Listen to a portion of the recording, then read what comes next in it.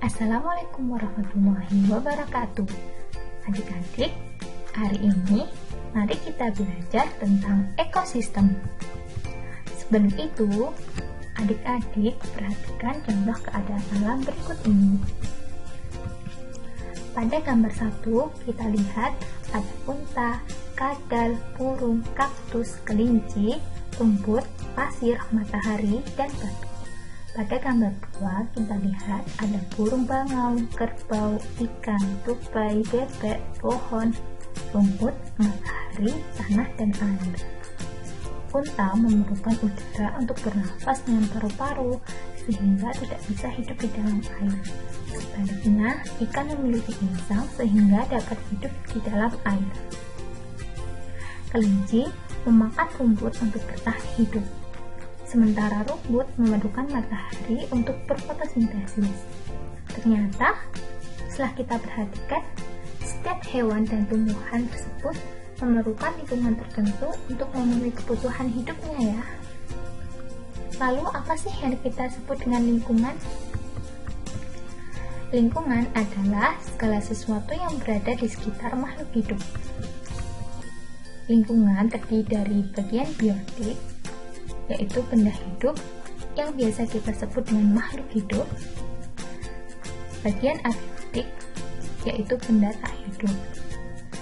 Bagian biotik adalah tumbuhan, hewan, bakteri, jamur, dan protista. Sementara bagian abiotik adalah air, tanah, udara, mineral, dan cahaya. Bagian biotik dan abiotik tersebut saling berinteraksi dan saling bergantung satu sama lain.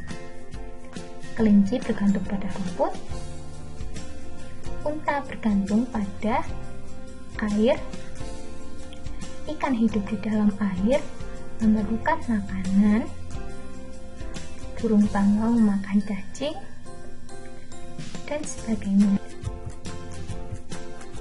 Hubungan saling ketergantungan antara makhluk hidup dan lingkungannya tersebutlah yang kita sebut dengan ekosistem. Ekosistem tersusun atas individu, habitat, dan populasi. Individu adalah makhluk hidup tunggal, contohnya seekor jerapah. Habitat adalah tempat individu tinggal, contohnya padang rumput. Populasi adalah kumpulan individu sejenis yang menempati suatu daerah tertentu. Misalnya, populasi jerapah, di mana bukan satu jerapah yang dihitung sebagai populasi, melainkan kumpulan dari jerapah. Dalam gambar terdapat 5 jerapah yang menempati padang rumput. Sebenarnya, ekosistem di dunia ini dibagi menjadi 2, yaitu ekosistem alami dan ekosistem buatan. Namun, kita akan membagi kembali menjadi 4 berdasarkan darat dan air. Ada ekosistem alami darat, ada ekosistem alami air, ada ekosistem buatan darat, ada ekosistem buatan air. Contoh ekosistem alami darat, ekosistem padang rumput. Ekosistem padang rumput memiliki curah hujan yang lebih rendah dibandingkan dengan ekosistem sabana. Tumbuhan khas ekosistem ini adalah rumput, sementara hewan yang hidup, misalnya pisang, singa, anjing, liar, serigala, gajah, jerapah, kanguru, dan ular. Sementara ekosistem gurun merupakan ekosistem yang paling gersang karena curah hujannya sangat rendah.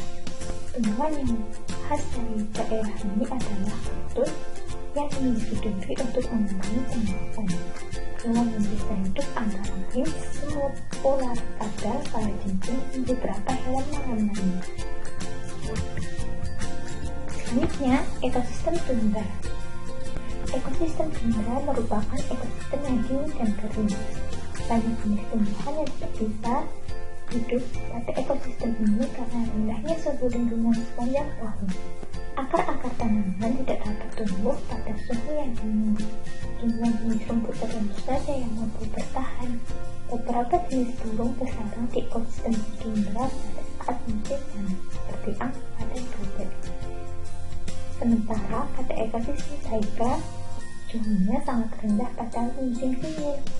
Taiga biasanya merupakan hutan yang tersusun atas satu jenis tumbuhan seperti cemara, pinus, dan sejenisnya. Hewan seperti beruang hitam dan ajak biasanya hidup pada ekosistem ini.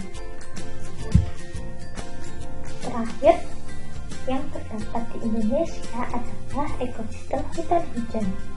Ekosistem hutan hujan ini memiliki tingkat curah hujan yang cukup tinggi, sehingga terdapat berbagai keanekaragaman hewan dan tumbuhan. Tumbuhan yang hidup seperti rotan dan anggrek, serta hewan seperti kera, burung, badak, dan harimau berada pada hutan hujan tropis ini. Sementara ekosistem sabana memiliki curah hujan yang lebih rendah daripada ekosistem hutan hujan tropis. Hewan yang hidup antara lain jenis serangga dan mamalia seperti zebra dan singa.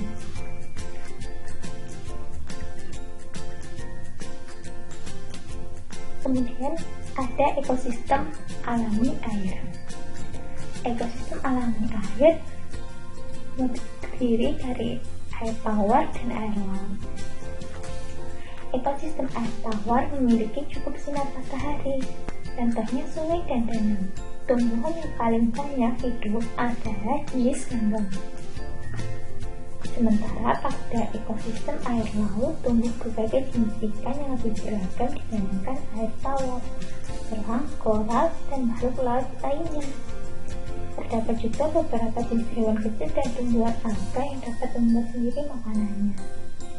Air pada laut terasa asin dan tidak memiliki cukup sinar matahari pada kedalaman yang cukup jauh dari daratan.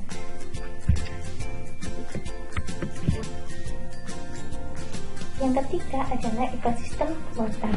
Ekosistem buatan dibuat oleh manusia untuk memenuhi kebutuhannya.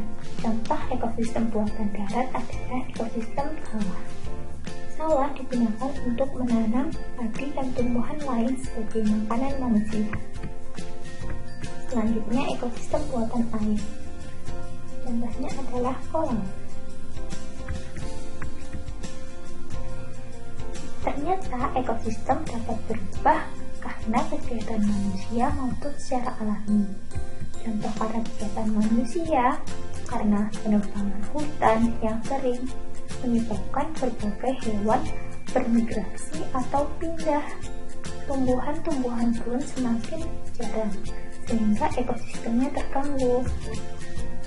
Selain itu, pencemaran lingkungan yang dilakukan oleh manusia juga menyebabkan ekosistem terganggu. Misalkan pada sungai. Sungai yang memiliki pencemaran yang tinggi, maka ikan-ikan yang hidup di dalamnya akan mati. Sehingga hewan-hewan yang memakan ikan juga akan kekurangan makanan. Hal itulah yang menyebabkan ekosistem terganggu.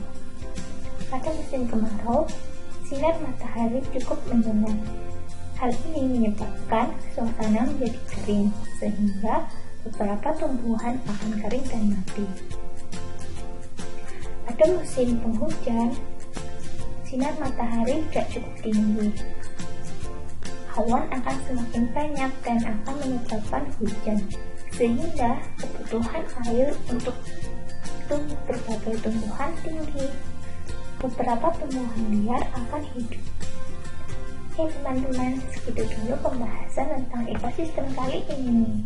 Yuk kita tutup pembelajaran kali ini quote dari Nora Roberts.